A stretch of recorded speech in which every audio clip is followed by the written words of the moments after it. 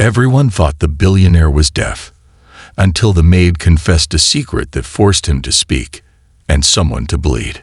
Keep watching to find out what happened. No one in Blackstone City ever heard Mr. Cole speak. Not a single word.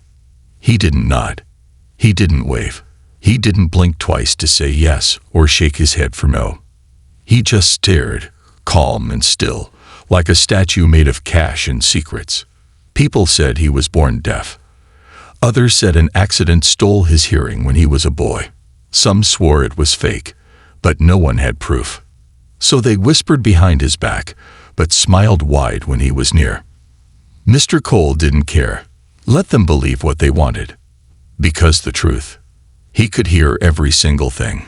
Before we dive into this wild, emotional ride, make sure you hit that like button and subscribe. This story, it's not just a story, it's a storm. A billionaire with a secret, a maid with a past, and one confession that changes everything. Stick around till the end. You won't believe the twist.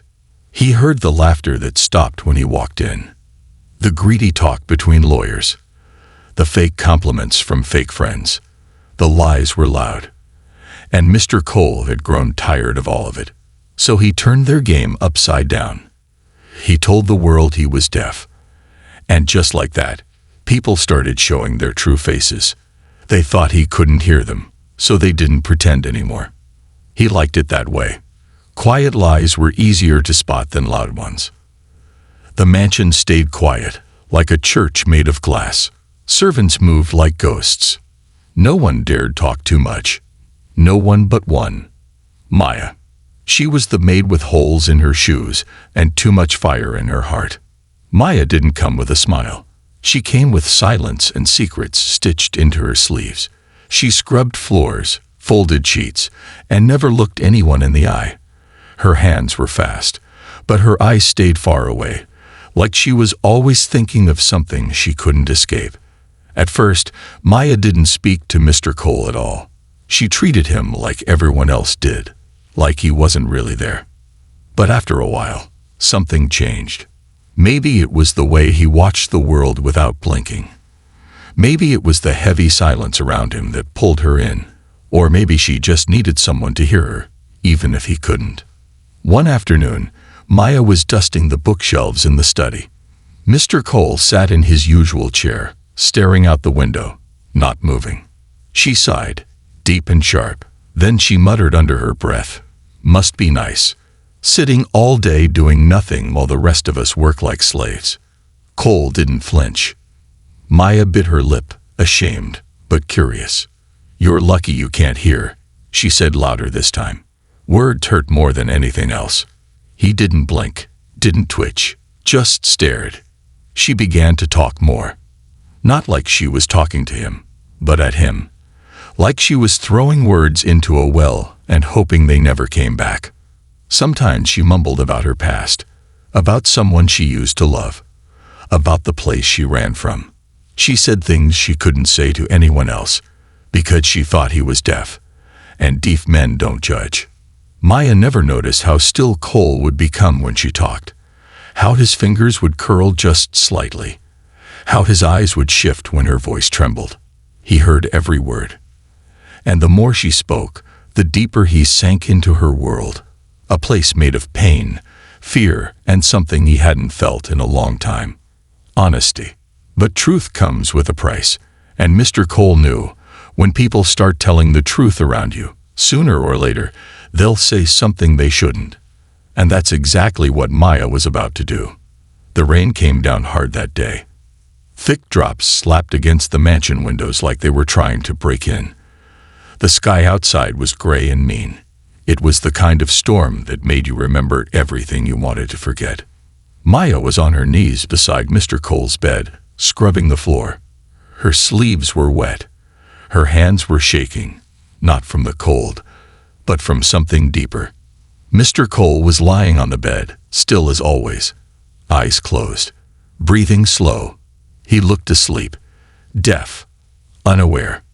That's what Maya thought.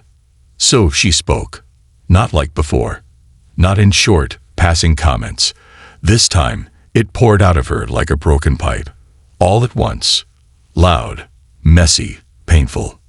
"I can't take it anymore," she whispered, gripping the wet rag so tight her knuckles turned white. "I can't keep pretending." Cole didn't move. "I didn't come here just for work. I came here to disappear." She looked up at him, her voice cracking like glass. "You look like someone who's far away all the time. Like someone who doesn't ask questions.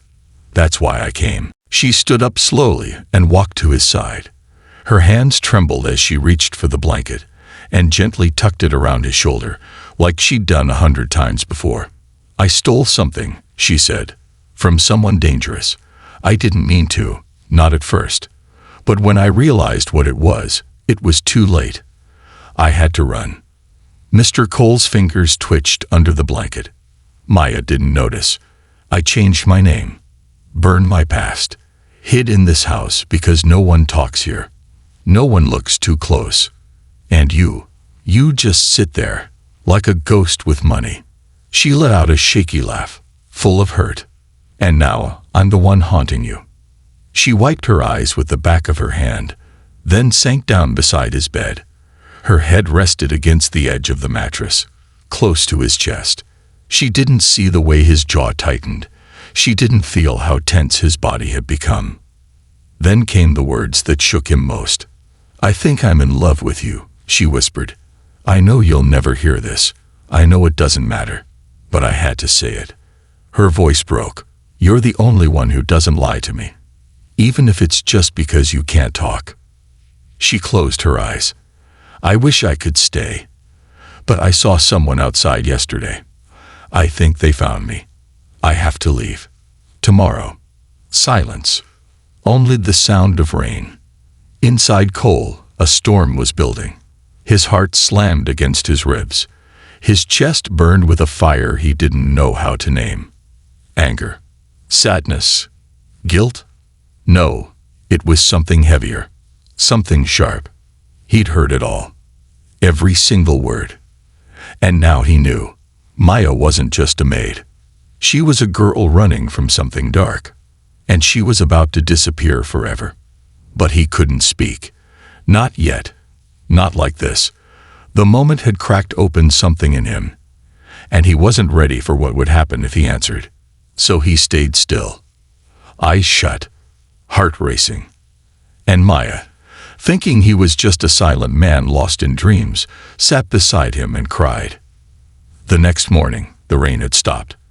But the air felt heavier, like something bad was hiding just outside the walls. Mr. Cole sat in his sunroom, as always, pretending not to notice the shadows creeping around the edge of his perfect world. He was sipping his usual tea, one he never actually liked, when he saw the gate buzz on the security screen. A tall man stood there, wearing a dark jacket and a fake smile. "I'm here to see Maya," he said to the guard. "She's my niece." The guard looked uncertain. No one ever came for Maya.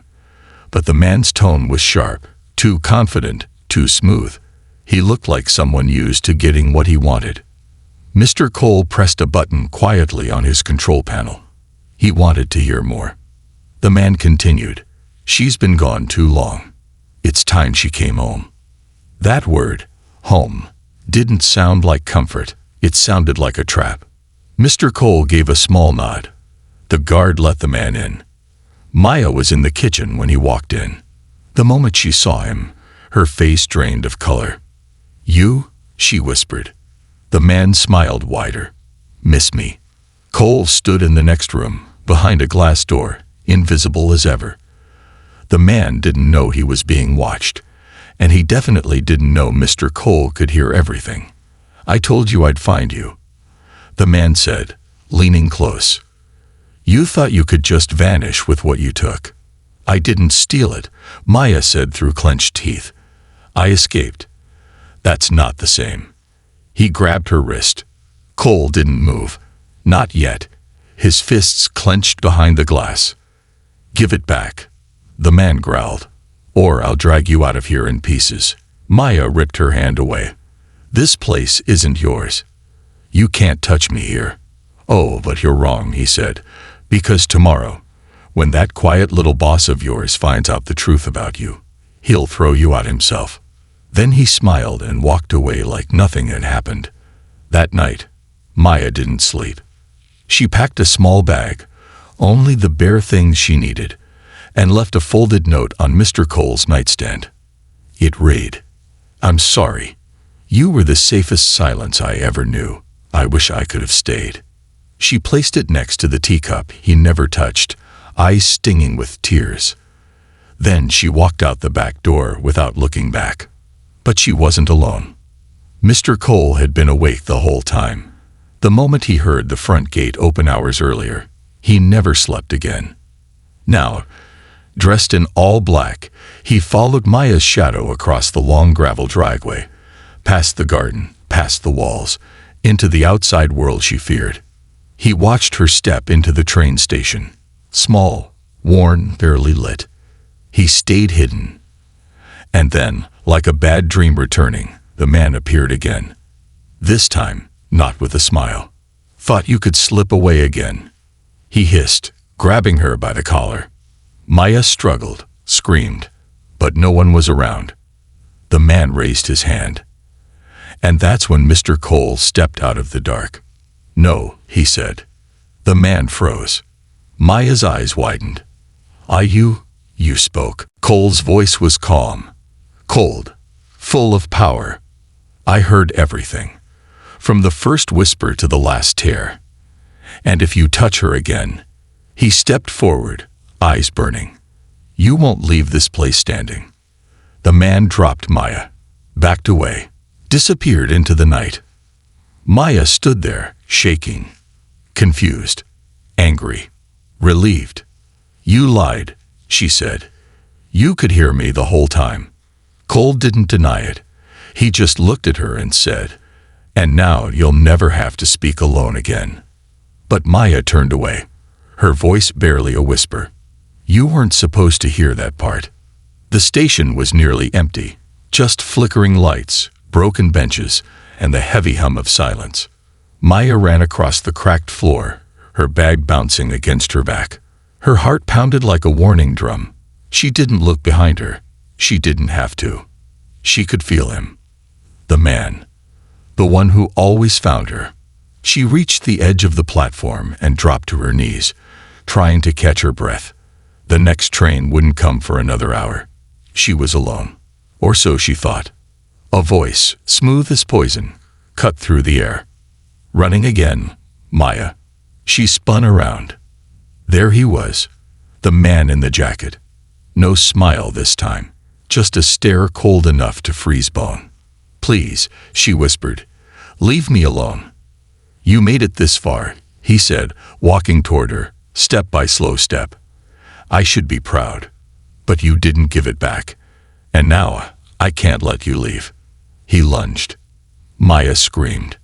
But then, a voice, deep and commanding, crashed through the air.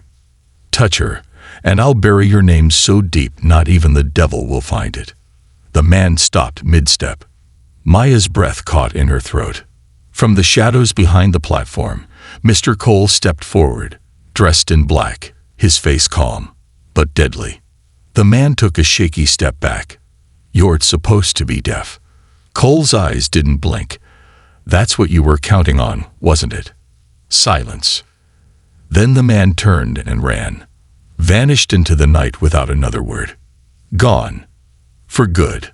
Maya stared at Cole like he was someone she'd never seen before, her lips parted, her hands trembling.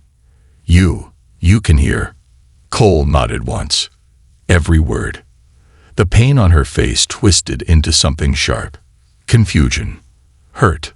Fury. All this time you just listened and said nothing." Cole stepped closer. "I had to know who you were when no one was watching. When you thought no one was listening." Maya's eyes filled with tears. "And now that you do." "I know you're brave," he said quietly. "And terrified. And strong enough to tell the truth when you think it won't matter. I know you risked everything just to be seen. I know you're real." Maya shook her head. Her voice came out like broken glass. Then you should also know. She paused, wiping her face roughly. I wish I never said a word. She turned and started to walk away. Fast, like her body was trying to outrun her heart. Cole stood still, silent again. Not pretending this time, but stuck between what he wanted to say and what he had the right to. Maya reached the edge of the platform. Stopped. The wind pushed her hair into her face. She turned her head just slightly. Not looking at him, not fully, but just enough. And in a whisper that barely crossed the space between them, she said, "But I'm glad you heard me." Then she walked into the night. Gone. Leaving behind the only man who ever really listened, and the only woman who ever told him the truth. If that ending left your heart racing, don't forget to hit the like button and subscribe for more stories that twist, break, and heal you, sometimes all at once. What would you have done if you were Maya or Mr. Cole? Drop your thoughts in the comments. I read everyone.